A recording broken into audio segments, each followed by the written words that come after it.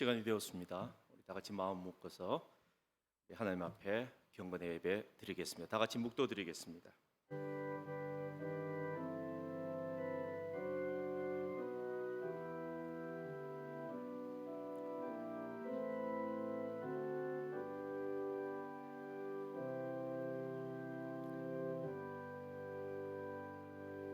고맙고 감사하신 우리 아버지 하나님, 주님 은혜를 생각할 때 늘 감사와 찬송과 영광을 돌립니다. 오늘도 저희에게 새 하루를 허락하여 주시고 이 시간 우리 모든 교수님들, 직원, 또 우리 원우 학생들 잠시 하던 일을 멈추고 주님 앞에 나와 예배 드리게 하심을 감사드립니다. 이 시간 저희들이 드리는 이 예배를 주님께서 홀로 영광 받아 주시옵소서. 주님 이 자리에 임재하여 주시고 말씀을 통하여 우리에게 주시는 주님의 세밀한 음성을 듣게 하여 주시옵소서. 감사드렸고 예수 그리스도의 이름 받들어 간절히 기도드리옵나이다. 아멘. 사도신경으로 신앙 고백하겠습니다. 전능하사 천지를 만드신 하나님 아버지를 내가 믿사오며 그 외아들 우리 주 예수 그리스도를 믿사오니 이는 성령으로 잉태하사 동정녀 마리아에게 나시고 본디오 빌라도에게 고난을 받으사 십자가에 못 박혀 죽으시고 장사한 지 사흘 만에 죽은 자 가운데서 다시 살아나시며 하늘에 오르사 전능하신 하나님 우편에 앉아 계시다가 저리로서 산자와 죽은 자를 심판하러 오시리라. 성령을 믿사오며 거룩한 공회와 성도가 서로 교통하는 것과 죄를 사하여 주시는 것과 몸이 다시 사는 것과 영원히 사는 것을 믿사옵나이다. 아멘. 찬송가 32장 찬양 드리겠습니다.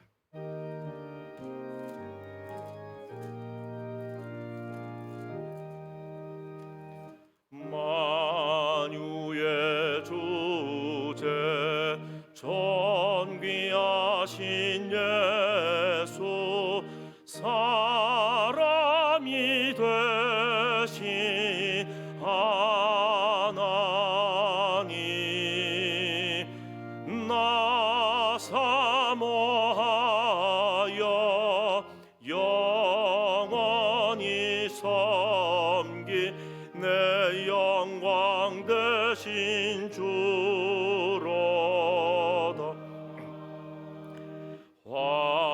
화려한 동산 무성한 저수모 아름답고 묘하나 순전한 예수 더 아름다워 봄 같은 기쁨 주시네.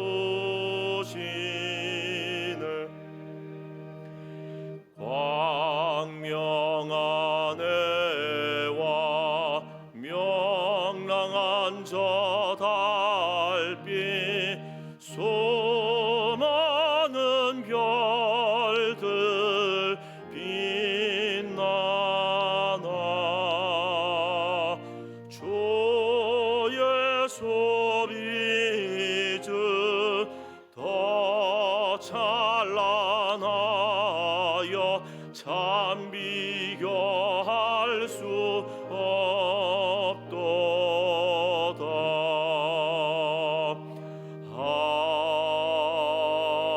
아멘. 이 시간 우리를 대표해서 김은경 교수님 나와서 기도해 주시겠습니다.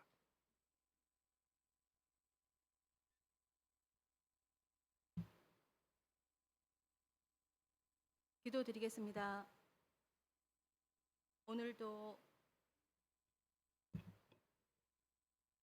오늘도 저희에게 아름다운 날씨와 귀한 예배의 시간을 허락해 주신 하나님 아버지, 저희 모든 대신대학교 구성원들을 사랑하시고 저희의 오늘을 돌보아 주시고 내일을 위한 학업을 이어갈 수 있게 하심을 감사드립니다.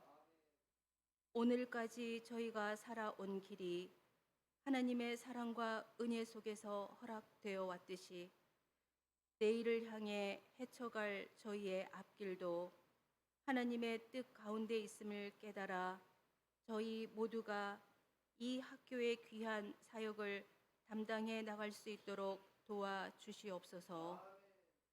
이번 한 학기 동안에도 이 학교를 사랑해 주셔서 모든 수업과 행사 하나하나를 살펴주시고 하나님의 뜻 가운데 진행되어 갈 수 있도록 은혜를 주시옵소서.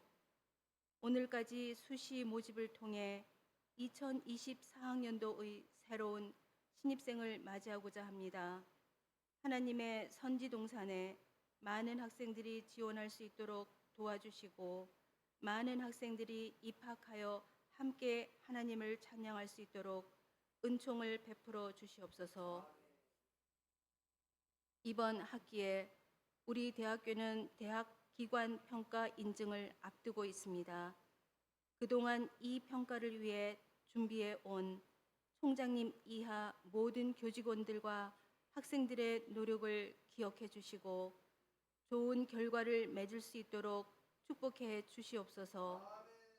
저희들이 계획하고 실행하고자 하는 모든 것들을 하나님의 뜻에 따라 이끌어 주시고 지금까지 저희를 지켜주신 것처럼 저희가 살아갈 앞으로의 일상 또한 함께 하여 주시옵소서. 오늘 경건회는 이상욱 목사님께서 저희에게 전해주시는 하나님의 말씀을 통해서 섬기고자 합니다. 이 예배를 주관해 주시고 말씀을 통해서 은혜 받고 저희의 믿음을 성장시켜 나갈 수 있도록 축복해 주시옵소서. 이 모든 말씀 주 예수 그리스도의 이름으로 감사하며 기도드립니다. 아멘.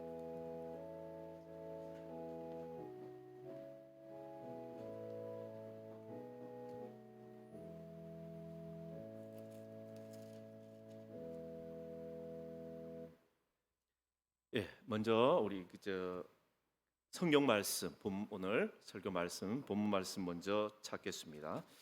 골로새서 1장 24절.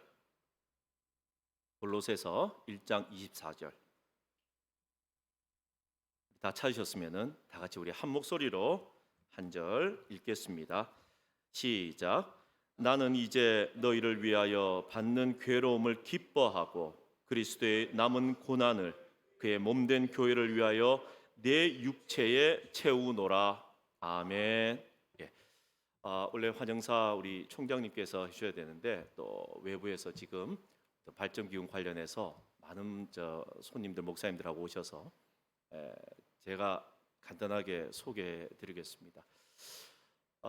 우리 이상욱 목사님은 개인적으로 제가 너무너무 좋아하는 너무너무 아주 어릴 때부터 너무나 이런 표현이 맞나 모르겠는데 굉장히 존경하는 우리 목사님입니다. 참으로 말씀도 굉장히 능력 있으시지만 또 학자 중에 저는 늘 그냥 우리 이상욱 목사님 보면 학자 중에 정말 최고의 학자다 이런 느낌을 가지고 있습니다. 오래전에 우리 대신대학교에 또 강의를 해주셨고 또 침산제일교회 또 담임하시다가 총신대 가셔서 교수로 지금까지 사역하고 계십니다. 제 개인적으로도 제가 신대원 다닐 때 스승이셨으며 또 제 친구이기도 합니다. 어릴 때 주일학교 친구이기도 합니다. 굉장히 자랑스러운 그런 우리 교수님 또 목사님 우리 나와 이렇게 오늘 귀한 방문해 주셨습니다. 너무너무 감사하고 우리 나오실 때 큰 박수로 환영의 박수 하겠습니다.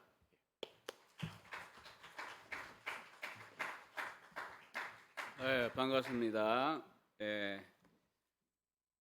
제가 경기도 용인에 우리 총신 캠퍼스가 있어서 아침 5시 반에 운전해가지고 오중에 일찍 내려왔고요. 11년 전에 대구를 떠났는데 또 이 근처에 추억에 또 소고기 국밥집이 생각나서 혼자 앉아가 밥 먹고 차에 졸다가 또 총장님 뵙고 이렇게 올라왔습니다. 이렇게 귀한 곳에 함께 말씀으로 교제하게 불러주신 하나님의 은혜에 감사하고요. 또 특별히 언젠가부터 꼭 부르겠다 말씀하셨던 최대 총장님께 또 감사드립니다. 아마 우리 학생들이나 원우들은 다 이제 뭐 졸업들 하셔가지고 저하고는 아는 분이 없을 거라고 보고요. 그러나 이제 우리 총장님과 또 여러 또 교수님들, 또 늦게 오신 분이어도 후배 교수님들, 여러분들이 반갑습니다. 어쨌든 이렇게 먼 곳에서 불러주셔서 감사하고요. 또 이제 돌아갈 길이 벌써 또 걱정입니다. 한참 운전해 가야 되는데 오늘 이제 이 읽은 말씀이 골로새 1장 24절입니다. 이 골로새서는 우리 경상도, 저도 경상도 사람이고 처음에는 담임 목회를 경산이죠. 경산 하양의 안쪽에 보면 박사교회라고 있는데 목회했고요. 그 다음에 이제 상격동에 상격제일교회, 침산제일교회 맞은편에 있습니다. 거기서 목회하다가 11년 전에 총신대학 신학대학원 조직신학 교수로 기회가 되어서 떠나서 벌써 11년이 지났고, 학교는 제가 10년 말까지 전임 강사를 했기 때문에 13년 만에 캠퍼스를 왔는데 뒤에 신대원하고 총장님 방 있는 저 건물을 제가 처음 봅니다. 소문만 듣고 처음 보고 격세지감도 느끼고 이렇습니다. 오늘 이 골로새서 1장 24절 짧은 말씀 제가 읽었고요. 제목은 그리스도의 남은 고난이다, 이런 제목을 본문에 있는 그대로 정했습니다.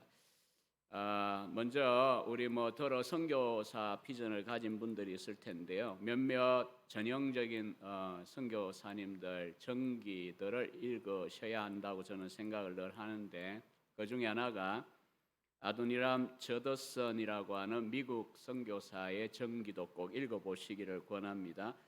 우리나라엔 작은 정기도 있고 큰 정기도 있습니다. 코트니 앤더슨이 쓴 두꺼운 정기도 있고 루이스 베일리의 얇은 정기도 있는데, 이분은 1788년에 미국에서 태어나가지고 브라운 대학, 앤도버 신학교 등을 졸업하고 나서 24살에 버마, 현재는 미얀마라고 부르는데 원래 앞에 이름이 버마이고 버마 왕국이었습니다. 그래서 최초로 이제 미국인 선교사가 버마에 들어갔고요. 신자가 아무도 없는 데서 38년 동안 수고하다가 아들도 어릴 때 죽어 묻기도 하고 아내도 죽기도 하여 묻기도 하고 자기도 결국은 거기에서 죽습니다.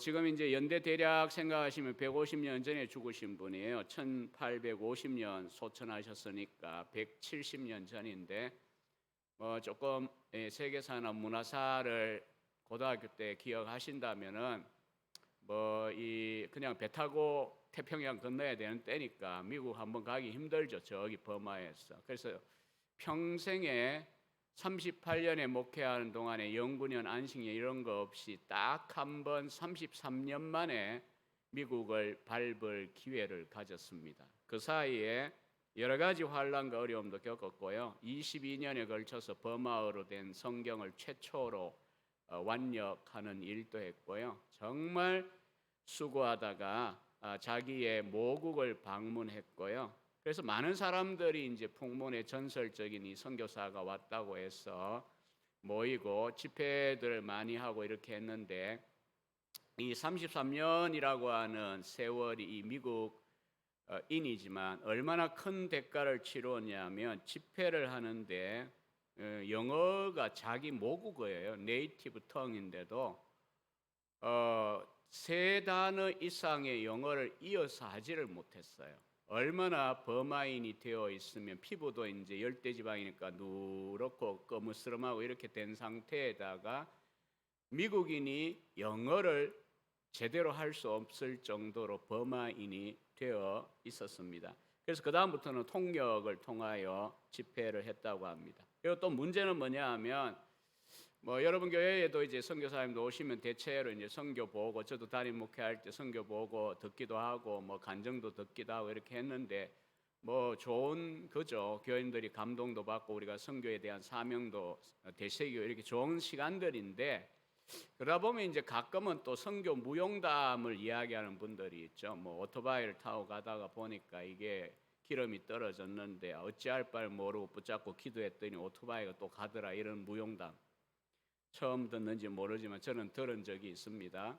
그럼 뭐 저는 기적을 믿기 때문에 뭐 그럴 수도 있다고 생각해요. 하여튼 그런 종류의 이야기들이 진기하잖아요. 근데 이 아도니암 저드슨 선교사는 집회를 어레인지해서 해봐도 맨날 뭘 하냐 하면 그리스도의 복음, 십자가의 복음에 대한 이야기만 그냥 설교를 했습니다. 그래서 이제 주최한 분들이나 오신 분들이 말이 그냥 투덜대기 시작합니다. 아니, 지구 끝에서 지옥 같은 데서 오신 분이 33년 만에 이렇게 미국 땅을 방문했는데 매주일 우리가 교회에서 목사님들한테 들을 수 있는 이런 평범한 설교를 우리에게 하느냐, 이렇게 불평을 한 거죠. 사실 그것도 좀 말이 안 되는 불평이긴 한데 사람들은 선교 무용담을 기대한 거죠. 그랬을 때 아도니암 저드슨은 정색을 하면서 답을 했습니다. 내가 지구 반바퀴를 돌아가 몇 달에 걸려 이렇게 왔는데 이렇게 온 사람도 혹은 지옥 같은 데서 돌아온 사람이라고 하더라도 바로 우리를 위하여 죽기까지 하신, 목숨을 버리시기까지 하신 그리스도의 사랑이라고 하는 이 경이로운 이야기 외에 더 이상의 경이로운 이야기가 없다라고 하는 것을 나는 말하고 싶다. 그러고는 끝까지 집회를 하면 그렇게 복음을 전하다가 돌아갔습니다.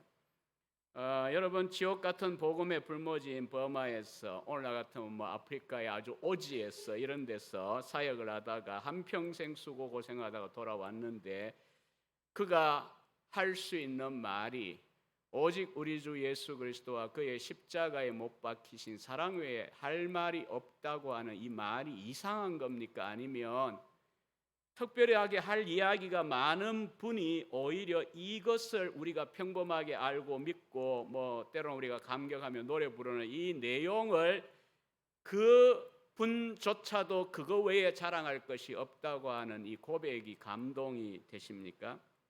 사실은 저도 목회를 15년 반을 전임 담임 목회를 대구 지역에서 했는데 뭐 그때나 지금이나 쉽지 않은 환경일 겁니다.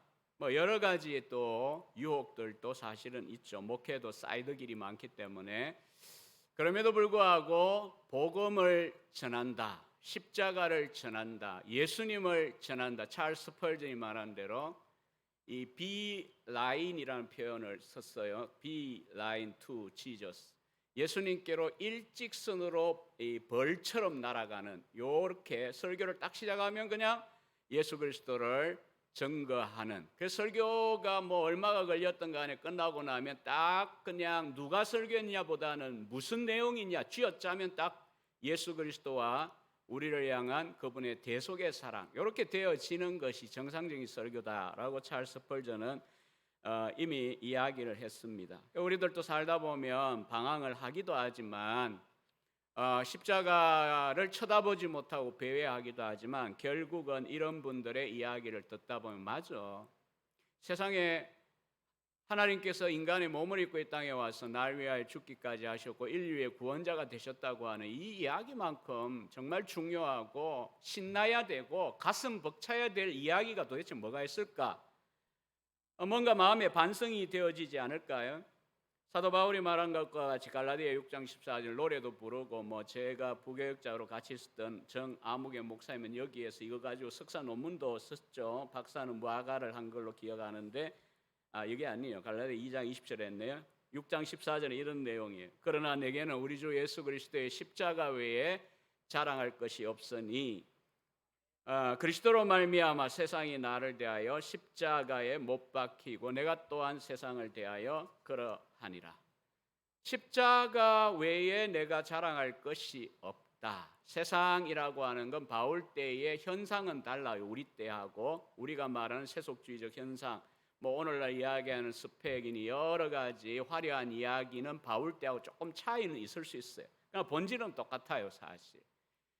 그리스도와 함께 십자가에 다 못 박히고 내게 산 것은 그리스도밖에 없다라고 하는 이 자랑, 결국 우리들도 동일하게 이 사역의 길에서뿐 아니라 신자로서 고백할 수 있어야 됩니다. 그런데 오늘 이 본문은 이 바울의 고백하고 뭔가 충돌되는 것 같습니다. 그리스도 외에 십자가 외에 자랑할 것이 없다고 한 이 바울이고 고전 2장 2절에도 마찬가지 그렇게 말하고 있는데 왜 내가 이제 너희를 위해 받는 괴로움을 기뻐하고 뭐 이건 괜찮아요. 우리가 이 사역하다가 어려움을 겪고 뭐 지금 바울은 옥중에 갇혀 있는 상태잖아요. 로마 감옥에. 그러면 뭐 기뻐를 한다는 건 초월적인 기쁨이고 굉장히 보람을 느낀다는 거니까 오케이, 문제 없어요. 다만 그리스도의 남은 고난이 무엇이 가운데 남아있고 그것이 몸된 교회를 위하여 내가 내 육체에 채운다 이렇게 표현을 하는 거니까 십자가만 자랑하겠다는 바울의 정신과 안 맞는 것 같습니다. 오히려 십자가가 모자란 것처럼 보입니다. 십자가의 고난이 부족한 것처럼 보입니다. 로마교회는 종교개혁 시기의 로마교회는 현재도 뭐 그런 면을 갖고 있습니다만은 그리스도의 십자가만으로 충분하지 않기 때문에 성자들의 공을 우리가 좀 받아야 된다 이렇게 이야기합니다. 그래서 뭐 여러 가지 어려운 때에는 각각의 성자가 있어서 성자의 도움을 구합니다. 그리고 가장 공통적으로 최고의 도움을 줄 이는 그리스도가 아니고요. 그리스도로 움직일 분이 누굽니까? 어머니인 마리아.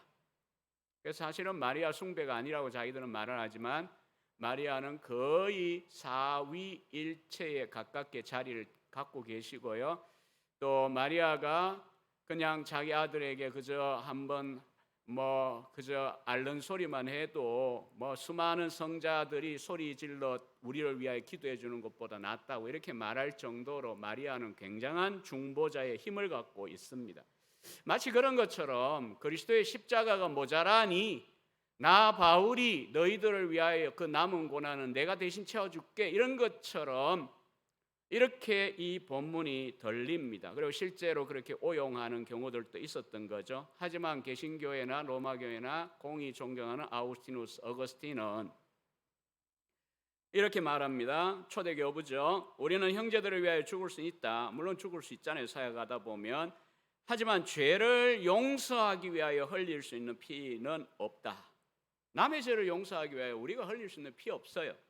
저도 CCM을 잘 부르고 좋아하고 강의하기 전에 꼭 노래 CCM이나 찬송 부르고 뭐 시편 찬송까지는 안 부릅니다. 저는 뭐 하여튼 현대적인 걸 좋아해서 그리고 기도하고 하는데 어느 날 제가 후배가 만든 곡이 목에 조금 걸렸어요. 세상을 위하여 세상을 구원하기 위하여 흘려야 할 피가 있다면 내 생명 드리리다. 뭐 제목 이야기 안 하고 이름 이야기 안 해도 딱 와닿을 거예요. 왜냐하면 여러분이 가슴 벅차게 부르는 노래 중에 있을 거니까. 저는 그 다음부터 안 부릅니다. 왜냐하면 아우구스티누스의 말과 같이 우리가 주님을 위해 교회를 위해 다른 이들을 위해 죽을 수 있지만 다른 사람들을 구원하거나 죄를 용서하기 위한 대속의 죽음을 죽을 수는 없어요. 왜? 그건 그리스도밖에 할 수 없습니다. 우리가 모방할 수 있는 차원이 아닙니다. 감사해서 순교할 수는 있습니다. 하나님의 독생자께서 유일하게 우리를 위하여 구주가 되셔서 우리를 하나님의 자녀가 되도록 만드셨습니다. 우리 대신 그분만 형벌을 견디고 그분만 우리를 대속했기 때문에 우리가 그를 통하여 그의 공로로 그분의 공로만으로 우리는 호의를 얻었고 구원을 받을 수가 있습니다. 그러니까 이 본문은 앞서 이야기한 로마교회처럼 이해해서는 안 된다는 그런 의미겠죠. 그래서 본문을 한 절이지만 다시 보시면요. 지금 바울은 로마 옥중에 갇혀 있고요. 골로새 교인들을 위하여 예컨대 뭐 말씀 전하고 그들을 섬긴다는 것도 힘든 면이지만 수고하고 땀 흘려야 되지만 현재 복음 때문에 감옥까지 가 있는 그런 상태입니다. 그래서 이제 죽을지도 모르는 이런 상황까지 있는 거예요. 그래서 그런 고난인데 그것을 보고 왜 그리스도의 남은 고난이라고 하느냐 이것을 이해해야 되는 거죠. 뭐 요즘은 그래도 뭐 들어 설교하시는 분들도 있고 이 본문을 가지고 책 쓰신 분도 뭐 있는 걸로 제가 기억이 나는데요. 제가 이 본문을 처음 깨닫게 되었을 때는 정말 오해스러울 수 있었습니다. 그리스도의 남은 고난을 내 육체에 너희를 위해 채우겠다. 이 도대체 바울이 무슨 말하는 걸까? 여기에 바울이 교회를 위하여 당하고 있는 고난과 그리스도의 남은 고난을 동일시하고 있습니다. 어떤 의미에서일까요? 시간상 길게 설명할 틈은 없고요. 핵심을 말하면 헤르만 리델보스라고 하는 네덜란드의 전 시대지만 개혁주의 신약학자가 바울이라고 하는 책에 보면 이 바울의 교회론의 특징하면 여러 가지가 있지만 대표적으로 바울만 갖고 있는 특이한 특징이 있죠. 그리스도의 몸 교회론입니다. 헬라어들 다들 아시는 토 소마 투 크리스투, 그리스도의 몸 교회론, body of Christ. 이거는 다른 성경에 없어요. 그리스도가 머리고 우리 교회는 몸이고 우리 각자 개인은 그 몸의 지체라고 하는 이 이미지, 교회에 대한 이미지는 바울밖에 없어요. 그래서 바울의 독특한 그런 교회론이라고 이야기를 합니다. 그래서 결국 뭘 가리키고 있습니까? 한 몸의 머리와 지체, 몸통으로 연결되어 있다는 그냥 스카치 테이프나 본드로 붙여놓은 게 아니에요. 생명의 유기적인 영적인 연합을 가리킵니다. 뗄래야 뗄 수가 없습니다. 그리스도가 우리의 머리가 되시면 에베소 1장 22절 이하에 있는 대로 몸이 없는 나 존재하지 않는다라고 선언하신 거예요. 몸이 없는 머리, 그 말도 안 되잖아요. 머리 없는 몸도 말이 안 되지만 그만큼 교회와 자신을 연합을 시키셨어요. 십자가에 죽으시고 성령을 부어주시면서. 그러니까 결국 바울이 이와 같은 교회론이 어디에서부터 왔느냐라고 하는 질문을 던지면 다메섹 도상으로 돌아갈 수밖에 없습니다. 사도행전 9장에 나오죠.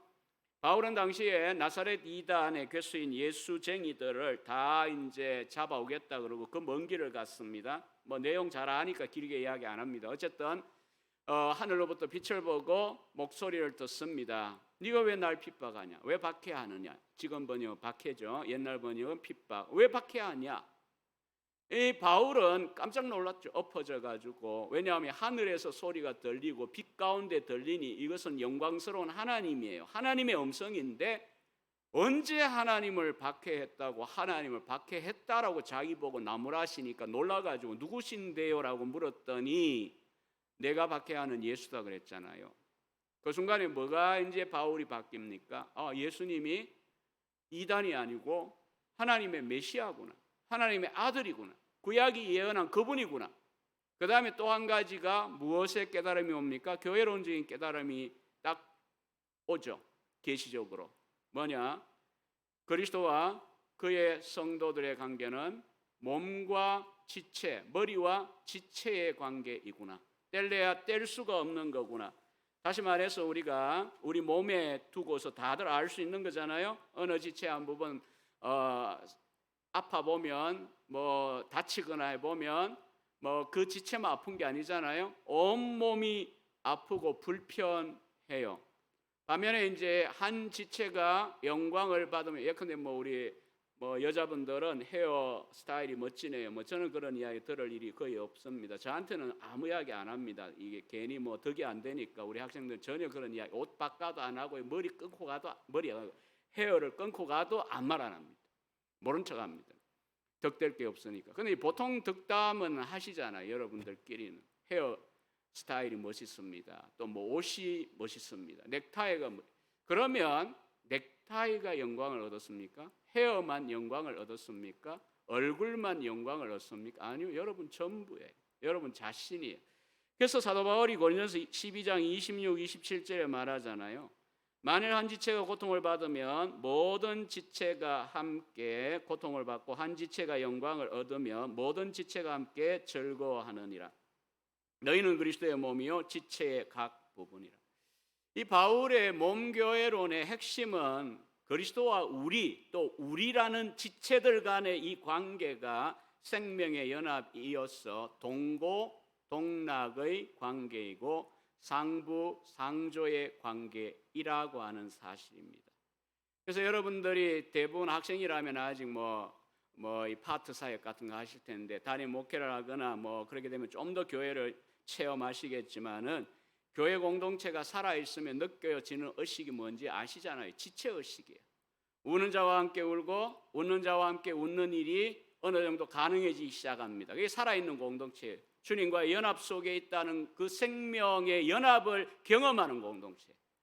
반면에 똑같은 합동이라고 하는 교단 명패건 대한예수교 장로회 아무개 교회 이렇게 있어도 이런 생명의 연합 관계를 경험하지 못하는 공동체라고 한다면, 부서라고 한다면 점 하나 빼면 돼요. 지체의식이 아니고 시체의식만 느껴요. 남이 좋든 말든 나는 남이 좋으면 배 아프고 남이 잘못되면 내가 기쁘고, 이런 타락한 인간의 본성의 작동밖에 없다고요. 그런데 살아있는 신자의 연합관계면 우리끼리에도 어느 정도 이것이 생기고 자라갑니다. 함께 울고 함께 아파할 수 있는, 그게 사랑인 거죠. 주님과의 우리의 관계도 마찬가지인 거잖아요. 어떤 선교단체의 표에 보면 그런 게 있어요. 하나님의 마음이 상하시는 것으로 인하여 내 마음도 상하게 해주십시오. 긍정적으로 바꾸면 무엇일까요? 그리스도가 기뻐하시고 주목하시는 일이라면, 누가 저것 좀 하면 좋겠다 그런 일이라면 내가 그걸 할 수 있게 해주십시오. 내 기쁨이 되게 해주십시오. 이게 결국 동등의 관계니까, 연합의 관계니까 그게 가능한 거예요. 사실 그리스도는 한번 십자가를 지시고 구원을 완성하셨습니다. 속죄를 완성하셨습니다. 하늘에 계십니다. 영광의 보좌 우편에 앉아 계시잖아요. 하지만 지상에 그의 몸된 교회는 지난 2000년 동안 어떻게 하고 있습니까? 변화, 성숙, 성장, 확장의 과정 속에 있고요. 또 이제 지난 1900년보다 지난 20세기 한 세기 동안 그리스도를 믿는다고 고난받은 이들의 숫자가 훨씬 더 많습니다. 현재도 여러분 가운데도 여기 학교를 선택해서 고난받는 분도 있을 거고요. 또 세소가 된 신자들 속에서 오히려 참 믿음의 길을 가기에 고통을 겪고 있는 분도 있을 수 있습니다. 하지만은 넓게 보면 중국, 북한 지하교회, 이슬람권, 유대 정통 유대인들 속에서 그리스도를 믿는다는 것은 죽음을 불사해야 되는 상황입니다. 다르게 말하면 그리스도는 영광 중에 계시지만 그의 몸, 그의 지체들은 여전히 고난 가운데 있는 것이 이 교회사 시대입니다. 그러면 교회가 그리스도와 연합이 되어 있다면, 교회가 상처를 입고 고통을 당하고 죽임을 당한다면 그것이 누구와 연관되어 있는 걸까요? 우리의 머리이신 그분의 고통입니다. 이상한 게 아니라 바울이 이 본문에 대하여 칼빈 선생이 이렇게 해석했어요. 그리스도는 한번 자기의 위격으로, 그러니까 그분의 몸으로 우리를 위해 고난을 당하셨지만 그의 지체들 속에서 매일같이 고난을 받고 계신다.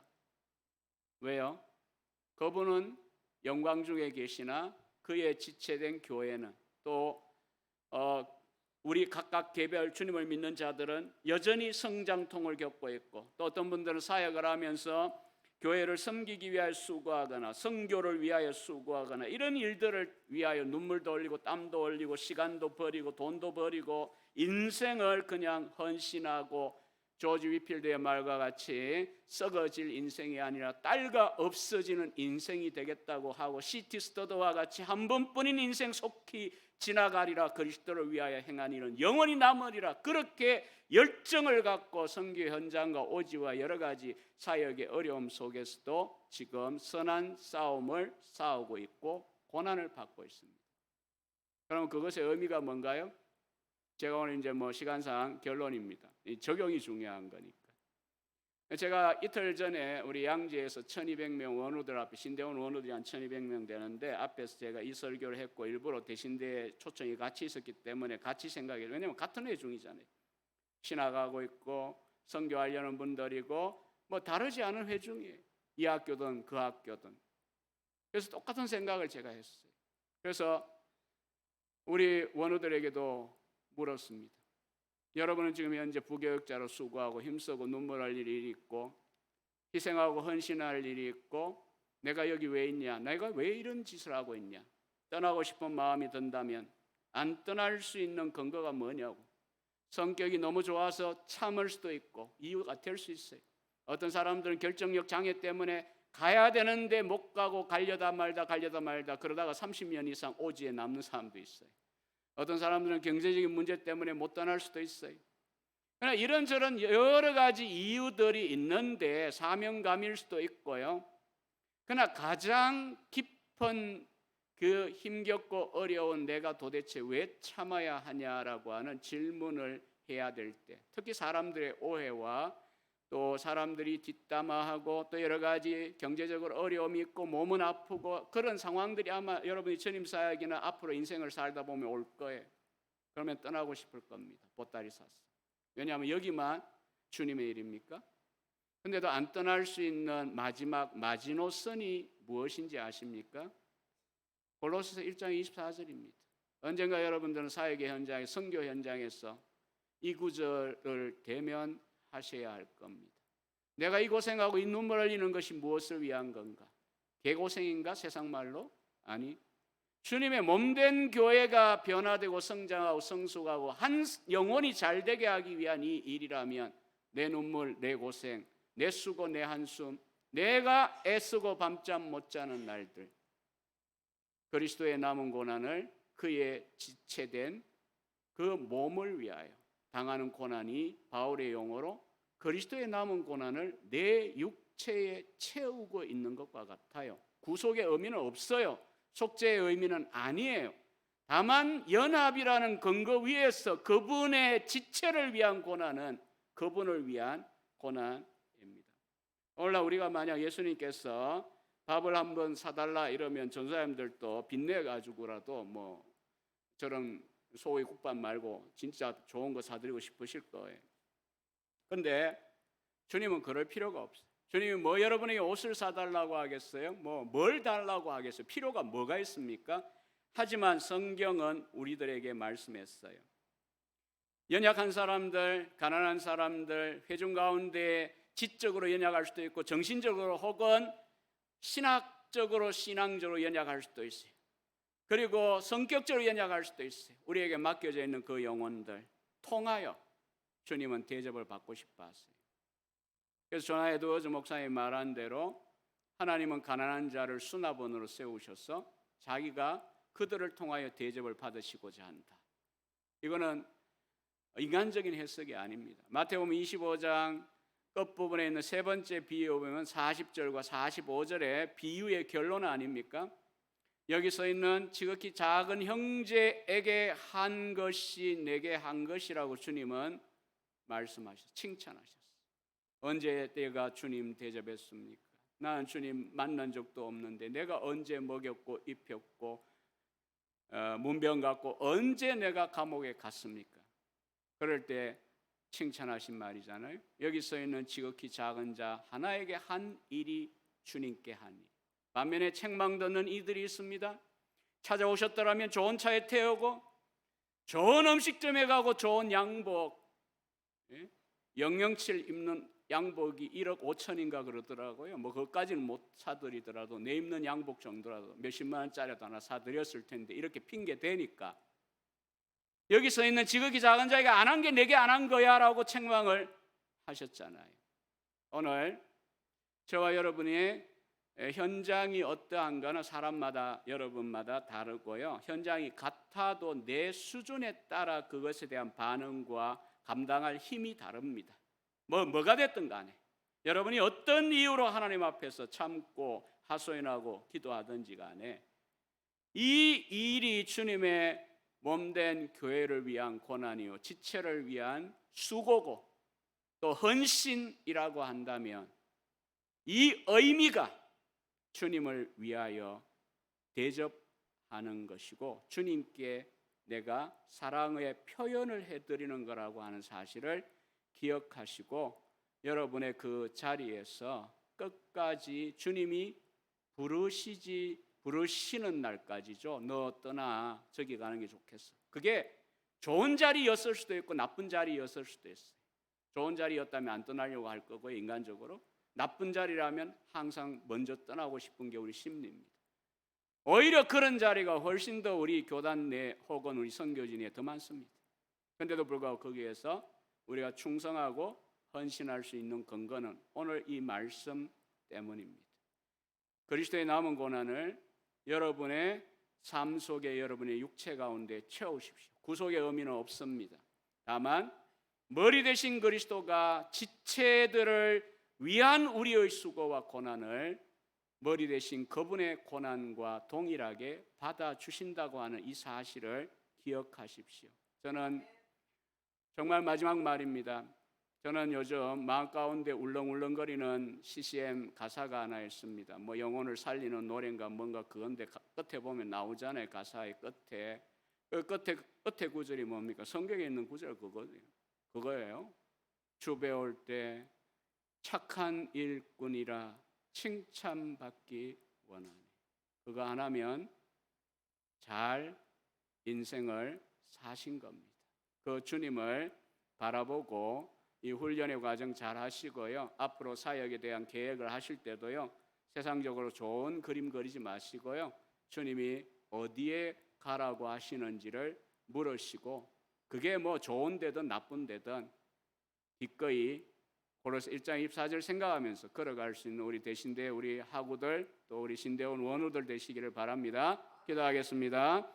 하나님 감사합니다. 귀한 공동체에 와서 정말 오랜만에 써서 이렇게 함께 만나고 말씀 안에 교통케 하심을 감사합니다. 부족하여 잘 못 전한 부분은 보혈로 씻어주시고 정결케 하시고 다만 고로스 1장 24절의 이 말씀과 이 말씀의 의미가 정신이 우리 모든 하구들 원우들 심령에 깊이 새겨지는 인생이 되게 하여 주시옵소서. 예수님의 이름으로 기도합니다. 아멘. 시간이 갔지만 잠시 우리 한 목소리로 기도했으면 좋겠습니다. 오늘 주신 말씀 생각하면서 우리 주님께서 우리를 위한 그 고난과 은혜 생각하시면서 우리의 삶의 목적이 예수 그리스도가 되게 하여 주시옵소서. 나를 통해서 예수 그리스도가 증거되게 하여 주시옵소서. 나를 통하여 주의 영광이 드러나게 하여 주시옵소서. 함께 기도했으면 좋겠습니다. 그리고 학교를 위해서 우리 오늘까지 입시입니다. 수시가 있고 계속 이어질 정시와 모든 입시 과정 그리고 다음 달에 있을 평가 실사를 위해서도 우리 다 같이 한 목소리로 통성으로 기도하겠습니다. 고맙고 감사하신 우리 아버지 하나님 주님 은혜를 감사합니다. 하나님 주님께서 참으로 못난 우리를 위하여 이 땅에 오셔서 고난 받으시고 십자가에 피 흘려 돌아가심으로 말미암아 주님이 은혜를 영생을 하여 주심을 감사합니다. 하나님 아버지 이 땅 살아가면서 하나님 아버지 내가 드러나는 것이 아니라 예수 그리스도가 드러나게 하여 주시고 주님의 은혜와 사랑을 증거하며 이 땅 살아가게 하여 주시기를 원합니다. 하나님 아버지여 참으로 많고 죄 많고 어두운 이 마지막 때에 나를 통해 주의 영광이 드러나게 하여 주시고 주의 복음이 증거되는 놀라운 역사가 있게 하여 주시기를 원합니다. 하나님 우리 글 위해서 우리 신대교를 주님 사용하여 주시기를 원합니다. 주께서 이 학교를 세워주시고 오늘까지 인도하여 주신 주님 은혜 감사합니다. 하나님 아버지여 많은 주의 백성들을 하나님 아버지여 일꾼들을 보내주시고 하나님 아버지 차고 넘치는 놀라운 역사가 있게 하여 주시옵소서.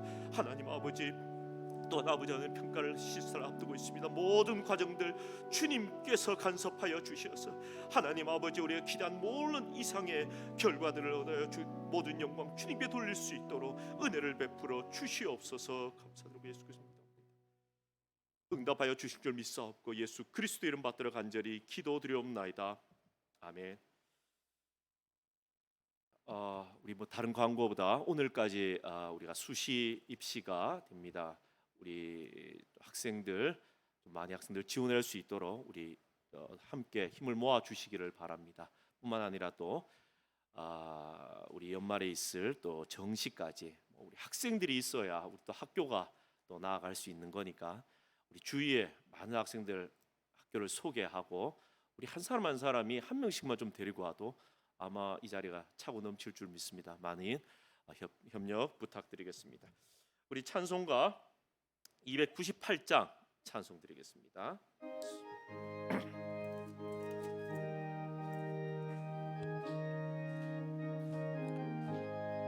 속죄하신 구세주를 내가 찬송하리라. 내게 자유 주시려고 주가 고난 당했네. 그 신사랑 찬양하리. 나의 죄 사려고 십자가에 죽임 당한 나의 주 찬양하리. 내가 구원받은 증거 기뻐 전파하리라. 내 죄 모두 담당하시 주의 사랑 크셔라. 크신 사랑 찬양하리. 나의 죄 사려고 십자가에 죽임 당한 나의 주 찬양하리. 승리하신 구세주를 내가 찬송하리라.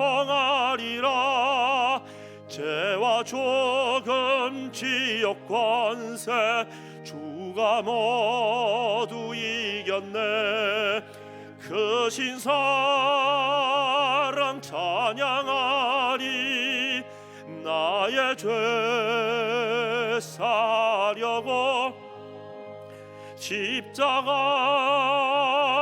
죽임 당한 나의 주 찬양하리. 고마우신 구세주를 내가 찬송하리라. 죽음에서 생명으로 나를 인도하셨네. 아멘. 크신 사랑 찬양하리.